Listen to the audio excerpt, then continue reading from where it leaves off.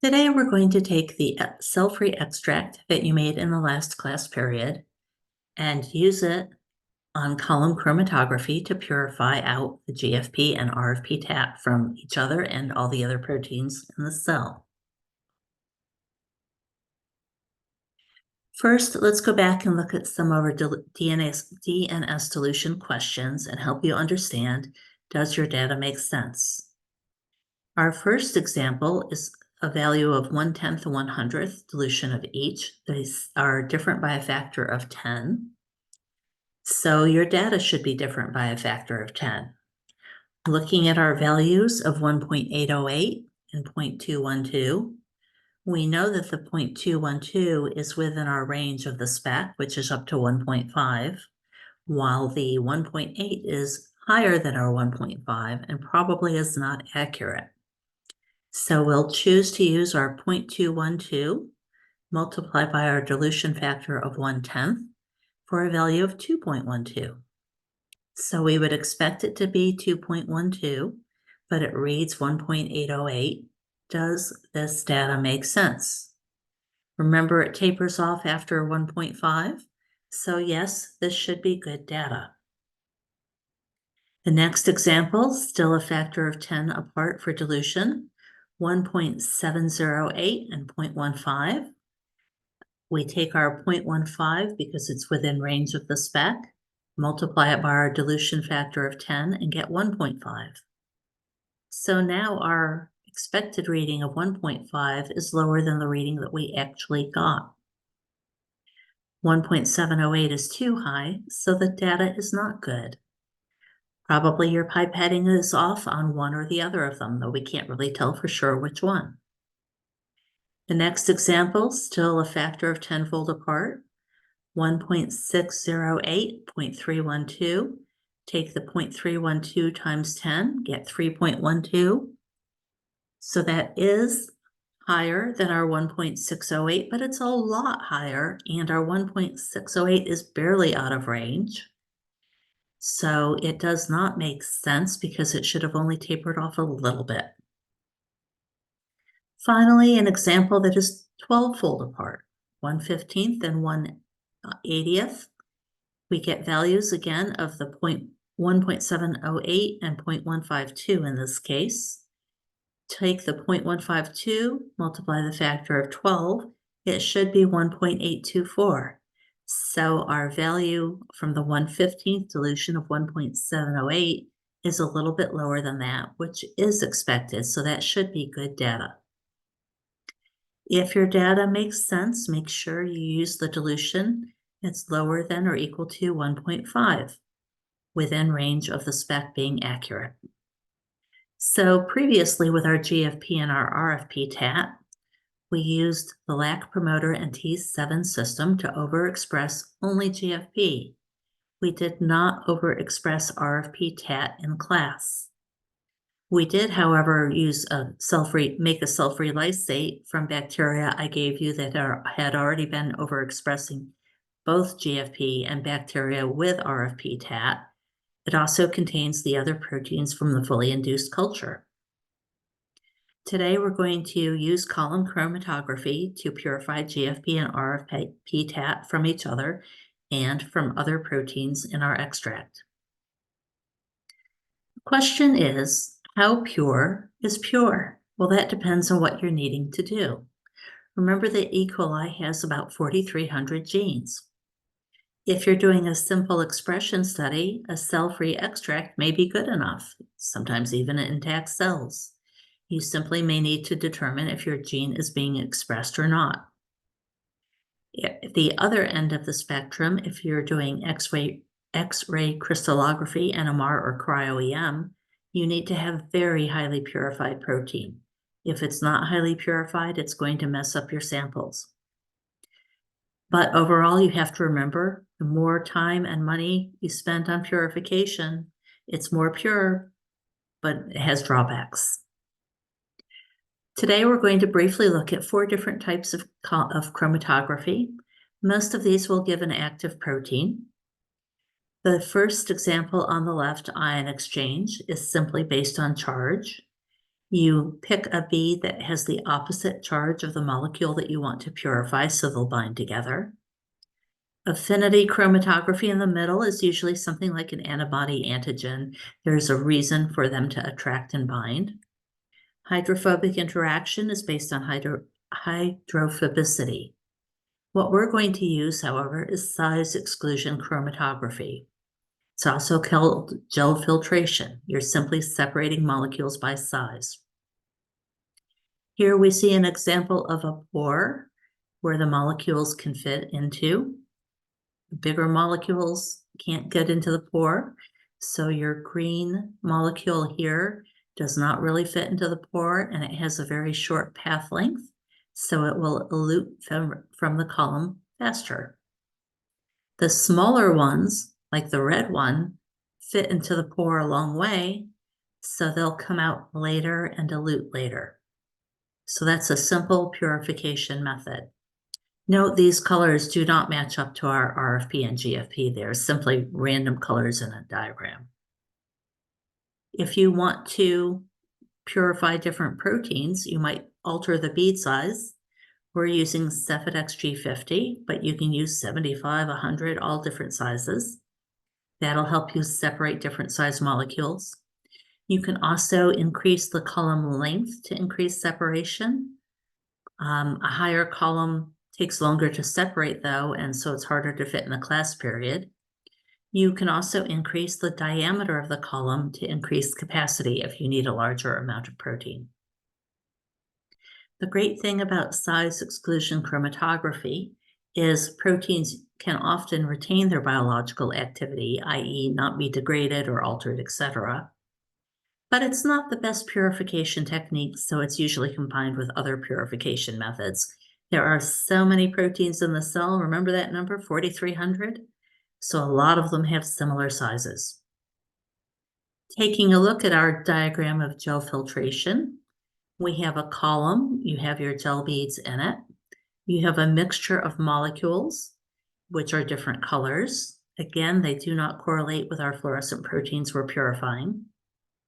As they start to enter the gel beads, the green comes off first. The first few fractions have none of our colored proteins in it, but eventually the green will elute because it's smaller, and then the purple, and then the red, or orange in this case. So the larger colors come off first.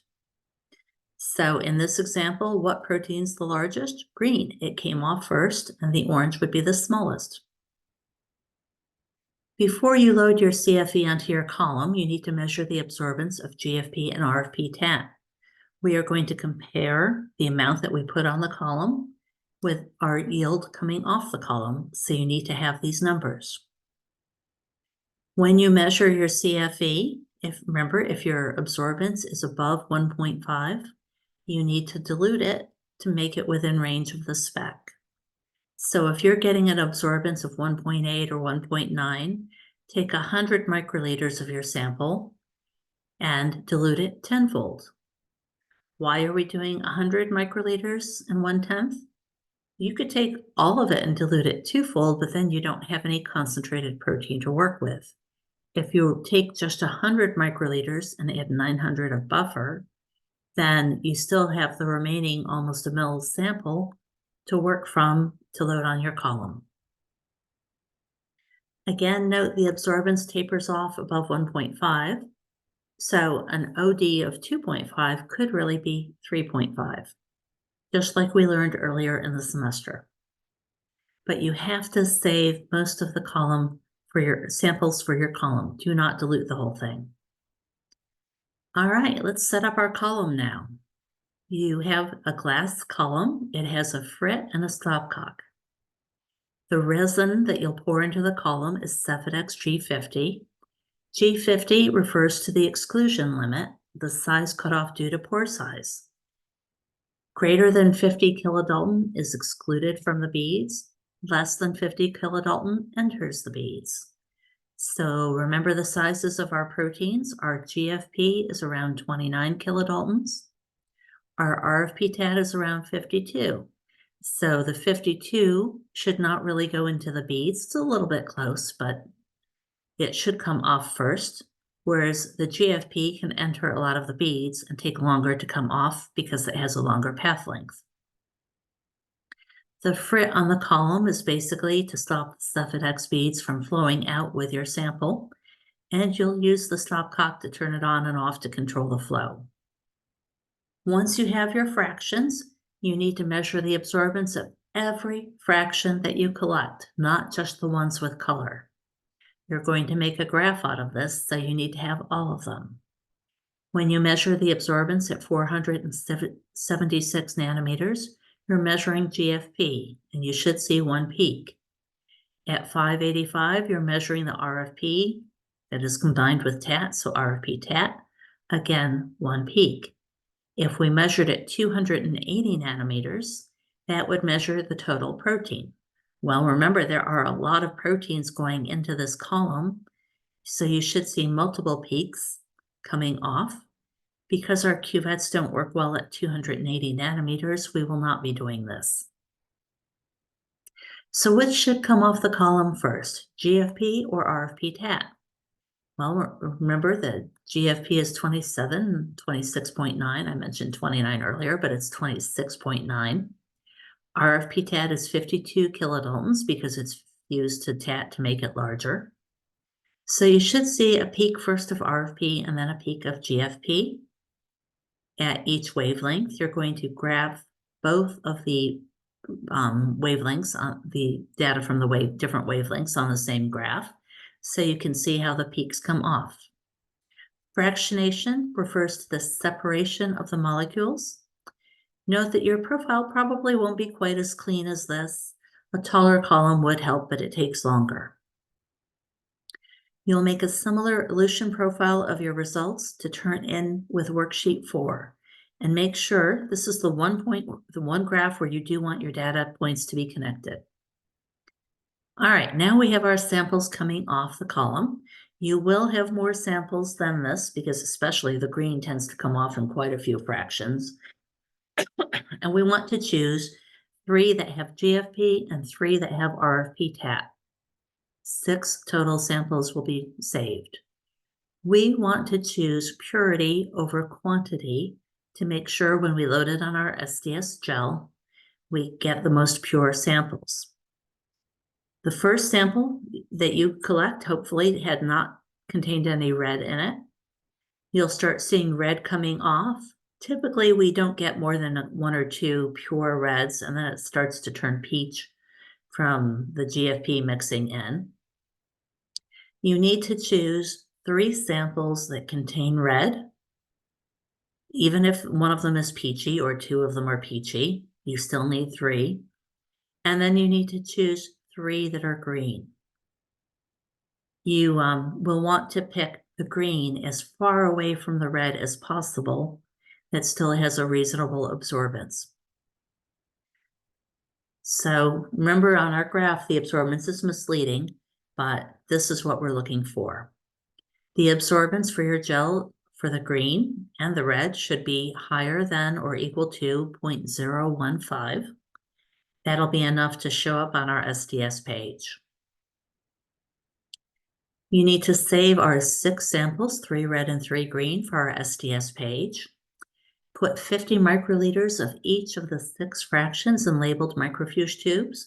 Make sure you add the label of what they are and your workstation number. Don't use your initials. Everybody has their samples they'll put in the rack, and it can be harder to figure out who has not picked up their samples if you just have initials. So add your workstation number. Add an equal volume of 2x SDS loading buffer and mix them and put them in the rack by the window for next time. Thus, you should have 6 samples, and you can discard all the rest. You'll have 3 chosen for red and 3 chosen for green. For cleanup, we reuse our Cephedex for quite a few semesters, as it's expensive. Wash your column with the resin in the column with 25 mils of buffer. The easy way to do this is fill the tube that your Cephadix came in with 25 mils of buffer and just run it through the column while you're doing your absorbance readings. Just keep an eye on it, make sure it doesn't run dry. Transfer your resin back to the original tube when it comes off, and then take your column and stopcock to the sink and wash it with tap water, then distilled water. Make sure you wash it really well and hold it up to the light and check that there are no beads remaining. Any unused fractions in your cuvettes can be poured down the sink, and then you can toss the tubes or cuvettes in the trash, and then clean your bench and empty your trash. Remember to keep the bag. For safety today, it's all very low hazard, so eye protection and gloves are optional, but do remember to make your elution profile to turn in next time with worksheet 4.